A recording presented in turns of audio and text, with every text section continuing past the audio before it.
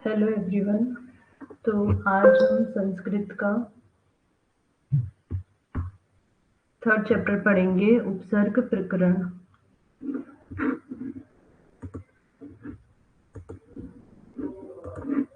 तो आज हम स्टार्ट करते हैं थर्ड चैप्टर, उपसर्ग प्रकरण। ठीक है। तो सबसे पहले अपन उपसर्ग प्रकरण की परिभाषा देख लेते हैं कि उपसर्ग होते क्या है। तो उपसर्ग जो है वैसे शब्दांश जो किसी शब्द से पहले जुड़ते हैं और जुड़ने के बाद उसका अर्थ बदल देते हैं, उसे क्या कहते हैं? उपसर्ग कहते हैं। उपसर्ग मतलब वैसा शब्दांश जो किसी शब्द से पहले जुड़ते हैं और जुड़ने के बाद उसका अर्थ बदल देते हैं, उसे क्या कहते हैं? उपसर्ग कहते हैं। जैसे अपन ने कोई सा भी एक शब्द ले लिया, जैसे अपन ने यहाँ पे जो दिया हुआ है प्रहार, वही शब्द ले लिया। तो जो शब्द, जैसे प्रहार एक शब्द हो गया, तो वैसा शब्दांश जो किसी शब्द से पहले जुड़े, जैसे कि एक हार हो गया, तो इससे पहले जो शब्द जुड़ रहा है उसको अपन क्या बोलेंगे? उपसर्ग कहेंगे। ठीक है। मतलब एक अपन ने कोई सा भी शब्द ले लिया है और उसके पहले कोई सा अपन ने एक वर्ण जोड़ दिया है और उसका क्या होता है? पूरा अर्थ बदल जाएगा, तो उसको अपन क्या कहेंगे? उपसर्ग कहेंगे। इसकी संख्या कितनी होती है? 22 होती है। हाँ, ठीक है। ये जो दिए हुए हैं, ये क्या होते हैं? ये 22 उपसर्ग दिए हुए हैं। सबसे पहले जो अपन देख लेते हैं, ये अपन को याद नहीं करना है, बस इसकी संख्या याद रख लेना है कि उपसर्ग कितने होते हैं। तो उपसर्ग जो है वो 22 होते हैं। अब कौन कौन से होते हैं अपन ये देख लेते हैं। प्रा, परा, अप, सम, अनु, अव, निस, निर, दुस, दुर, वि, आ, नि, अधि, अपि, अति, सु, उत, अभि, ऋति, परि तथा उप। ये क्या होते हैं? 22 उपसर्ग होते हैं। ये अपन को याद नहीं करना है, बस अपन ने एक बार देख ली कि उपसर्ग कौन कौन से होते हैं। उपसर्ग में अपन को ये क्या याद रखना है कि जो शब्द से पहले लगाए जाते हैं, किसी भी एक शब्दांश अपन ले लेंगे जो शब्द से पहले लगाया जाएगा, और जब वो उस शब्द में जो है वो उपसर्ग लग जाएगा, तो वो जो है उसका अर्थ जो है वो बदल जाएगा, उसको अपन क्या कहेंगे? उपसर्ग कहेंगे। तो एग्जाम में जो है उपसर्ग किस तरीके से पूछते हैं कि ये बताइए कि कौन सा उपसर्ग है, इसमें उपसर्ग कौन सा है, ऐसा कुछ पूछ सकते हैं। तो ये जो है 22 तरीके के जो है उपसर्ग होते हैं। ये 22 उपसर्ग दिए हुए हैं। इसको बस 1 से 2 बार देख लेना आप लोग कि ये क्या कौन कौन से दिए हुए हैं और इसके जो है एग्जाम्पल दिए हुए हैं। जैसे इसमें जो है हार, हार जो है वो एक अलग शब्द है और उसके आगे जो उपसर्ग जुड़ गया, तो उसका जो है अर्थ बदल गया, तो उसका अर्थ क्या हो गया? प्रहार। तो ये क्या होते हैं? उपसर्ग होते हैं। अब इसमें प्रहार में उपसर्ग क्या है? प्रा। इसके इसी तरीके से अपन देख लेंगे पराजयते। तो पराजयते में उपसर्ग क्या हो गया? अपन ने देखा ये ऊपर दिया हुआ है परा, तो इसमें पराजयते में उपसर्ग क्या हो गया? परा। इसके बाद में इसी तरीके से अप उपसर्ग हो गया करोति, तो इसका क्या हो जाएगा? अप करोति। तो इसमें उपसर्ग क्या हो गया अपना? अप। इसी तरीके से अपन ने ले लिया उपसर्ग सम, भवती। भवती एक जो है एक शब्द है, उसके आगे अपन ने जो है उपसर्ग जोड़ दिया, तो उसका अर्थ ही क्या हो गया? सम भवती हो गया।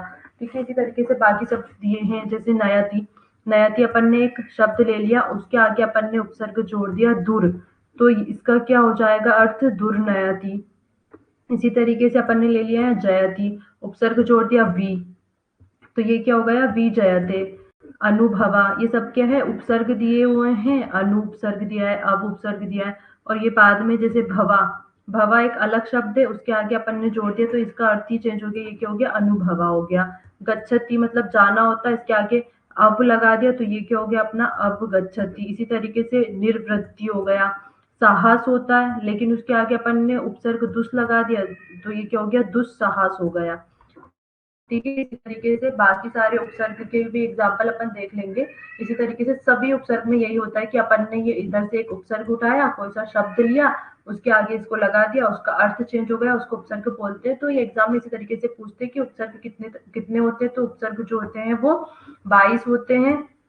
एग्जाम में या तो इसकी संख्या पूछ लेंगे, परिभाषा पूछ सकते हैं, परिभाषा देख लीजिएगा, और उसके बाद में बाकी तो अपन पहचान ही लेंगे। किसी भी आगे की कौन सा उपसर्ग लगा हुआ है, जैसे प्रहार में प्रा उपसर्ग है, पराजयते में परा उपसर्ग है, अपकरोति में अप उपसर्ग है, संभवती में सम उपसर्ग, इस तरीके से अपन जो है वो पूरा देख लेंगे कि उपसर्ग कौन-कौन से होते हैं। अब अपन थोड़े से क्वेश्चंस देख लेते हैं। इसमें इस चैप्टर में ज़्यादा कुछ है नहीं पढ़ने के लिए। सिर्फ़ उपसर्ग के बारे में पूछा है और इससे ज़्यादा क्वेश्चंस आते भी नहीं एग्ज़ाम में। तो बस यही देखना है कि उपसर्ग कौन से होते हैं और शब्द के पहले कौन-सा लगाया गया है, वो उपसर्ग होता है। अब जैसे पहला क्वेश्चन है कि वी उपसर्ग से कौन-सा शब्द बनता है, ठीक है? अब वी से इसमें 3 दिए हुए हैं। एक दिया हुआ है व्यास, एक दिया हुआ है विज्ञान और एक दिया हुआ है व्रत। तो इसमें से व्यास भी बन रहा है, विज्ञान भी बन रहा है, लेकिन व्रत नहीं बनेगा। अब व्रत क्यों नहीं बनेगा? क्योंकि जब अपन बोलते हैं तो बोलने में क्या आ रहा है अपना व्यास, मतलब वी आ रहा है। विज्ञान में भी वी आ रहा है, लेकिन व्रत में वी नहीं आ रहा, व्रत आ रहा, व्रत रा आ रहा है।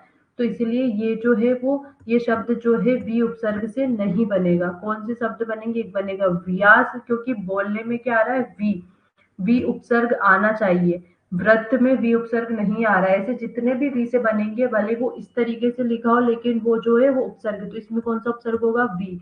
और इसमें तो क्लियरली दिख ही रहा है कि वी विज्ञान में वी उपसर्ग जो है आ रहा है।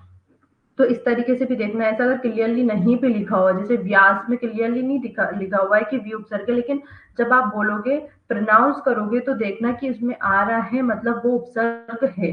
ठीक है? अब जैसे सेकंड क्वेश्चन अपन देख लेते हैं कि संस्कृत में कौन सा। अब संस्कृत ये हो गया अपना संस्कृत। तो संस्कृत में कौन सा उपसर्ग है? तो संस्कृत में अपन ने इसके पहले जब चैप्टर पढ़ा था, सेकंड चैप्टर में अपन ने देखा था, अनुस्वार पढ़े थे अपन ने, जो आयोग वाह वर्ण पढ़ा था तब अपन ने अनुस्वार पढ़ा था। तब अपन ने देखा था कि जो चंद्र बिंदु होती है उसको अपन क्या बोलते हैं, जो चंद्र बिंदु सॉरी जो बिंदु अपन लगाते हैं ना उसको अपन क्या बोलते हैं, अनुस्वार कहते हैं। और ये किसके स्थान पे लगाई जाती है? या तो माँ के स्थान पे लगाई जाती है या ना के स्थान पर लगाई जाती है। तो संस्कृत में अब ये जो बिंदु लगा हुआ है, ये जो सा के ऊपर जो बिंदु लगा हुआ है, अब ये किसके स्थान पे लगाया जाता है? या तो माँ के स्थान पे लगाया जाता है या ना के स्थान पे लगाया जाता है। तो अपन ने ऊपर देखा था कि ये 22 उपसर्ग है, तो इसमें से माँ के स्थान पे अपन ने क्या लगा दिया, तो इसमें कौन सा उपसर्ग आ गया अपना? सम उपसर्ग आ गया। ठीक है? तो संस्कृत में अगर पूछ ले कि कौन सा उपसर्ग है, तो अपन को देख लेना है ये सा, और ये बिंदु हो गया, तो ये बिंदु या तो ना के स्थान पे, अब सन तो इसमें कहीं उपसर्ग दिया नहीं है, सन उपसर्ग तो कहीं दिया नहीं है। कौन सा दिया है? सम दिया है। तो कौन सा उपसर्ग हो जाएगा संस्कृत में? अपना सम उपसर्ग हो जाएगा। ठीक है? इसी तरीके से अपन थर्ड क्वेश्चन देख लेते हैं। अति उपसर्ग के योग से कौन सा शब्द बनता है? अधिक, आवश्यक, अत्यंत और अनाचर। तो अधिक, अधिक में क्या आ रहा है अपना? अधि आ रहा है, अति नहीं आ रहा। आवश्यक में क्या आ रहा है? आव आ रहा है। अत्यंत, अत्यंत, अतियंत, अनाचोर।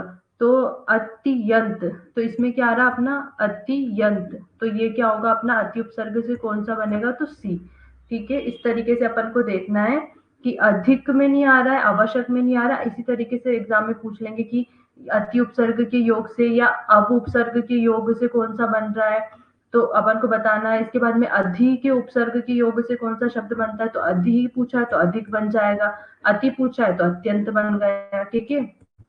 अभी ये नहीं है, अभी अत्यंत है इसका। वैसे संस्कृत में कौन सा उपसर्ग है, तो अपन को देख लेना है कि माँ, ना के स्थान पे माँ आ जाता है। इस तरीके से ही उपसर्ग से पूछेंगे। तो ये 22 उपसर्ग एक बार आप देख लीजिएगा। तो उसके बाद में जैसे इसने पूछ लिया कि अधिक में कौन सा उपसर्ग है, तो अधि उपसर्ग है। आवश्यक जैसे अब हो गया, इसके बाद में तो अब उपसर्ग हो जाएगा। इस तरीके से जो है वो उपसर्ग। तो बस आज के चैप्टर में बस अपन को यही सब पढ़ना है। उपसर्ग के उपसर्ग में कुछ भी नहीं दिया हुआ है। एक बार परिभाषा देख लेना और एक बार ये देख लेना 22 टाइप के उपसर्ग जो होते हैं। तो आज की क्लास में बस अपन ने उपसर्ग के बारे में देखना था। तो अपन आज की क्लास यहीं एंड करते हैं। बस उपसर्ग, बाकी अब अपन फोर्थ चैप्टर जो है वो कल पढ़ेंगे।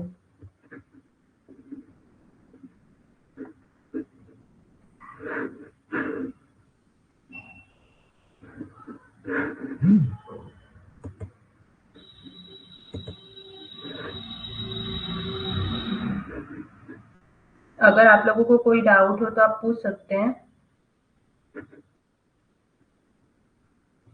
नहीं तो अपन क्लास एंड करते हैं।